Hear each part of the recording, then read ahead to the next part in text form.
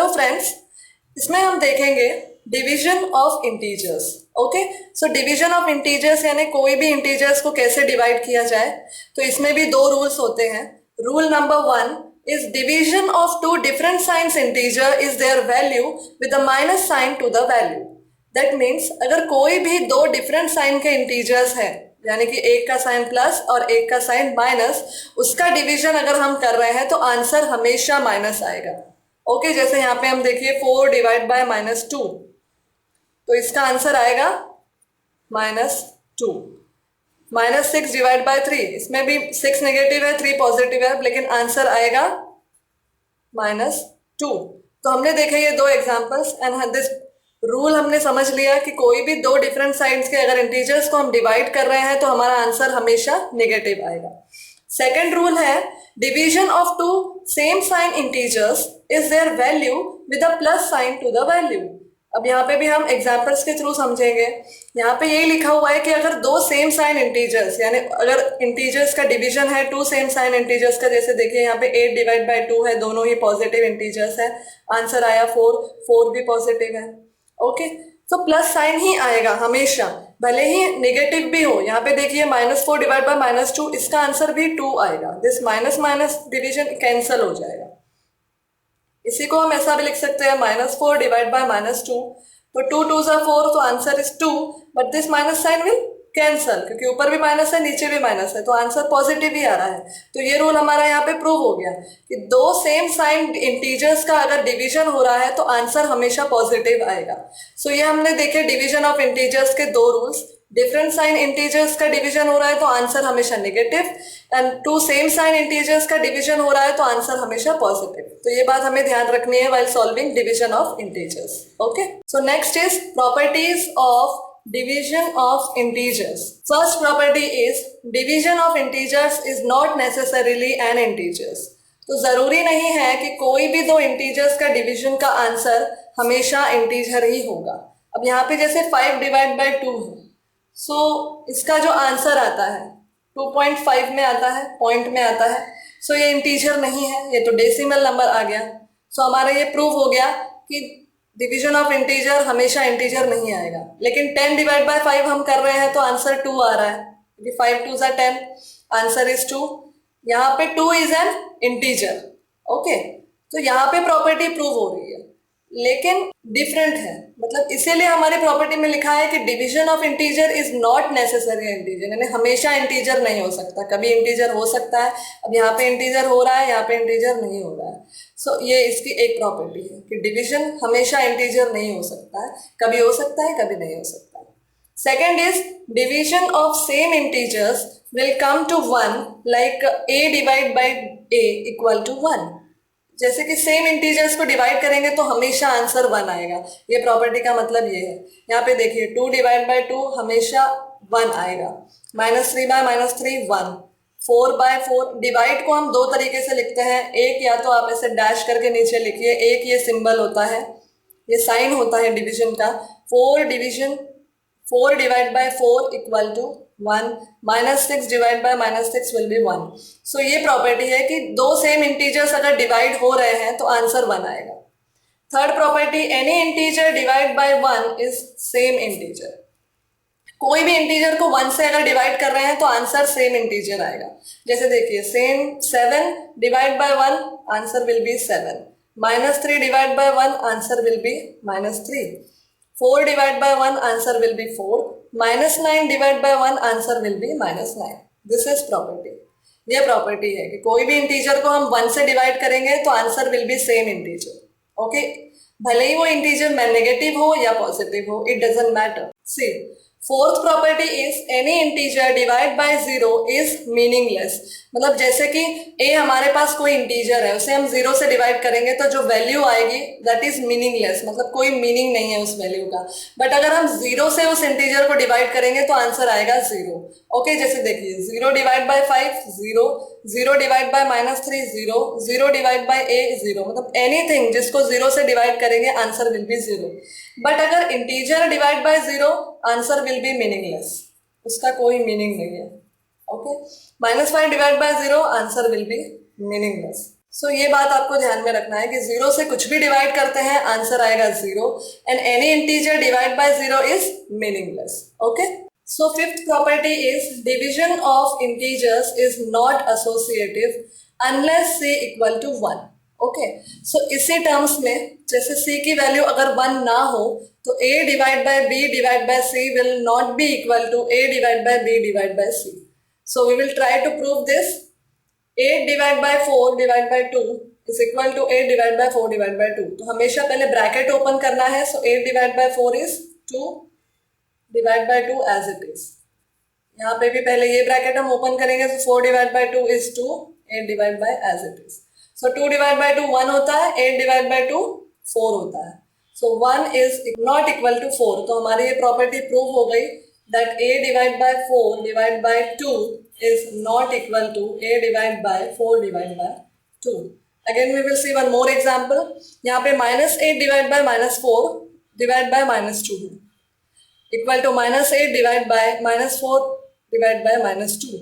So not equal to sign हमेशा देना है क्योंकि हमारी प्रॉपर्टी है that they are not equal to.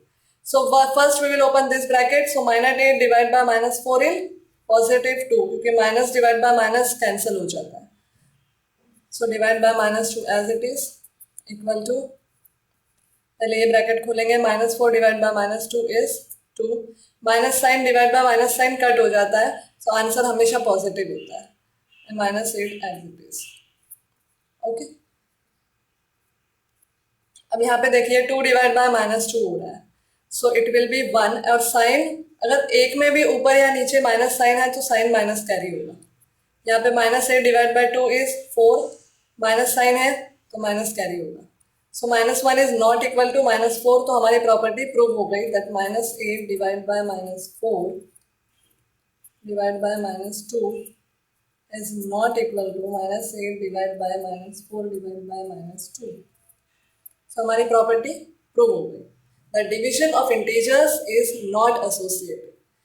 Last property is if a, b, c are non-zero integers, मतलब किसी का भी वैल्यू 0 नहीं होना चाहिए, पॉजिटिव निगेटिव हो चलेगा, and a is greater than b, then a divided by c is greater than b divided by c if c is positive. अब यहाँ पे देखिए, यहाँ पे हम c की वैल्यू ले रहे हैं 2, ये c की वैल्यू है, a is 3 and 4 is b, ये वैल्यूज हैं. ओके, सो 6 डिवाइड बाय 2 3 आता है, 4 डिवाइड बाय 2 2 आता है. सो 3 इज ग्रेटर देन 2. सो ये प्रॉपर्टी प्रूव हो गई. ये देखिए, second is a divide by c is smaller than b divide by c if c is negative. But in दोनों में एक और टर्म है कि a हमेशा ग्रेटर देन b होना चाहिए. Okay, and a b c are always non zero integers होने चाहिए. So a divide by c यहाँ पे अगर हम ले रहे हैं, a की वैल्यू हमने ली है 6, b की वैल्यू हमने ली है 4, c की वैल्यू हमने ली है 2. ओके, सो 6 डिवाइड बाय -2 3 आएगा और एक में भी माइनस साइन है तो माइनस कैरी होगा.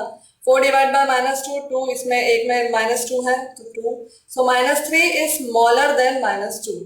इंटीजर्स में हमेशा नेगेटिव में बड़ा डिजिट स्मॉल होता है छोटे डिजिट से, बट पॉजिटिव में बड़ा डिजिट बड़ा होता है छोटे डिजिट से. ये एक कंडीशन आप ध्यान में रखिएगा इंटीजर्स के लिए कि अगर नेगेटिव वैल्यू है तो बड़ा डिजिट हमेशा छोटा रहेगा छोटे डिजिट से.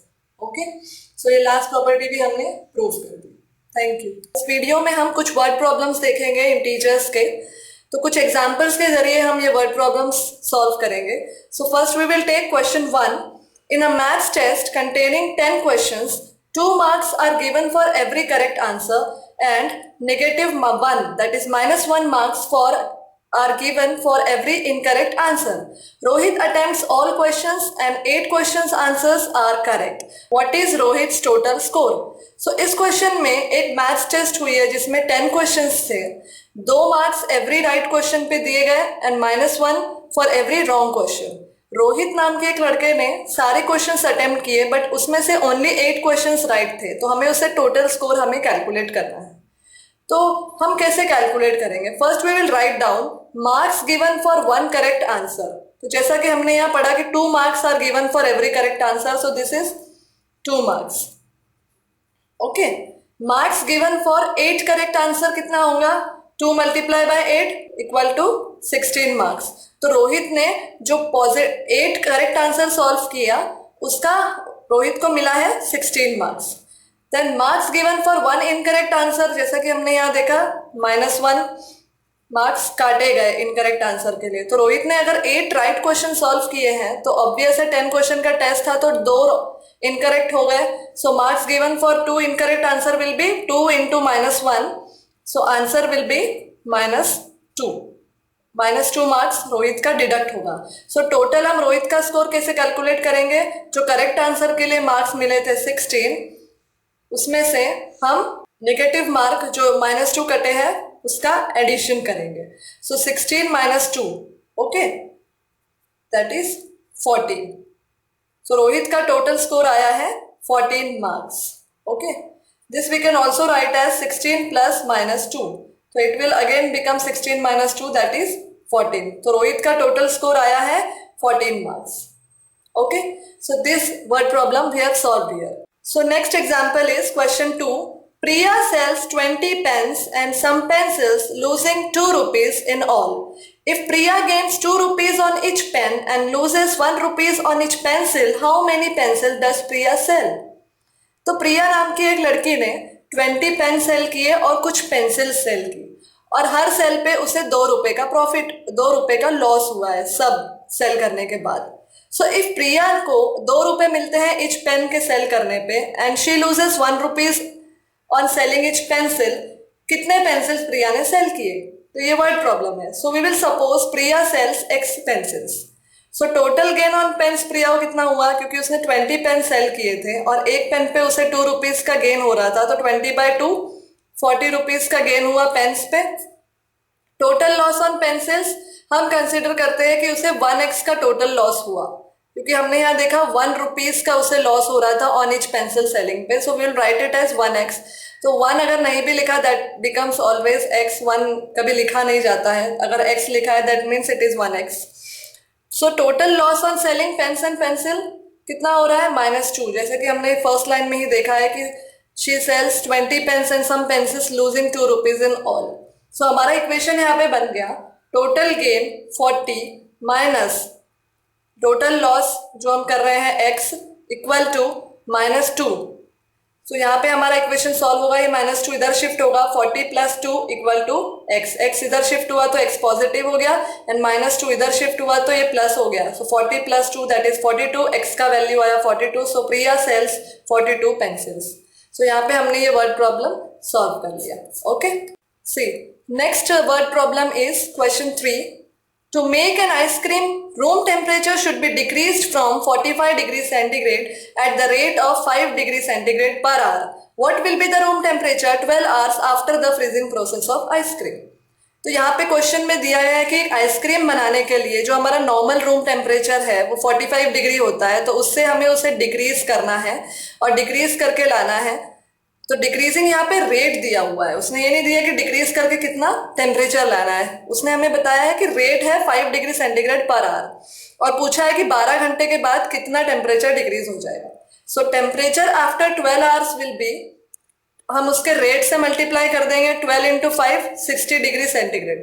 तो हमने यहाँ पे टेम्परेचर कैलकुलेट कर लिया जो है 12 आवर्स के बाद का होगा 60 degree centigrade, but room temperature अभी 45 डिग्री सेंटीग्रेड है और हम फ्रीजिंग प्रोसेस कर रहे हैं तो रेट टेम्परेचर जो है वो डिक्रीज हो रहा है। तो we will calculate the difference between 60 and 45। So room temperature after freezing process of 12 hours will be 45 - 60, क्योंकि पहले का टेम्परेचर था 45 एंड 12 घंटे बाद का टेम्परेचर 60 डिग्री, तो 45 - 60 इज -15 डिग्री सेंटीग्रेड 12 घंटे बाद का टेम्परेचर हुआ। So this numerical also we have solved. See, this is last question, question 4. A car runs at the rate of 50 km per hour. If the car starts at 5 km above the starting point, how long will it take to reach 2505 km? So this question में एक car है जो 50 km per hour के speed पे चलती है। Car अगर 5 kilometre distance पे स्टार्ट कर रही है तो कितना टाइम उसे लगेगा 2505 किलोमीटर पहुंचने के लिए। तो यहाँ हमने टोटल डिस्टेंस पहले कैलकुलेट करेंगे जो कार ने कवर्ड किया है, तो हम इसे 2505 से दिस 5 को वी विल माइनस कर देंगे, तो हमें टोटल डिफरेंस मिल जाएगा 2500 kilometre. Next, rate of car given 50 kilometre per our. Now time required by car is always distance upon speed. तो ये रेट ऑफ कार जो है ये हमारी स्पीड है और ये रहा हमारा distance. So time is always, time का फॉर्मूला होता है distance upon speed. Time required by car is equal to distance upon speed. Distance is 2500 kilometre, speed is 50 kilometre per hour. 2500 by 50, 1 0 will get cancelled, 5 5s are 25 and this 0 as it is. So again 50 hours. Car will take 50 hours to reach 2505 kilometre. Okay, so यहाँ पे हमारा ये numerical भी खत्म होता है। Thank you.